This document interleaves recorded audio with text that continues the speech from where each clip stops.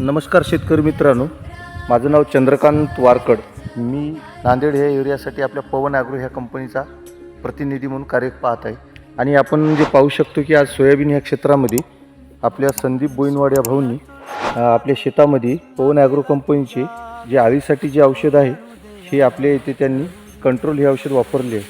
आणि शेतकरी मित्र, आता आपण पाहू शकतो की संदीप भाऊंनी ज्या प्रकारे आता हे जे मारलेलं औषध आहे, तर आता ही सोयाबीनची वाढ आणि याच्यामध्ये ही शेंगाची जी अवस्था लागली आहे, फुल आणि फळधारणीची अवस्था पण याच्यामध्ये झालेली आहे. आणि ही एकदम औषधाचा रिझल्ट जो आहे आपण त्याच्याकडून प्रतिक्रिया जाणून घेऊ. संदीप भाऊ, आपलं पूर्ण नाव सांगा.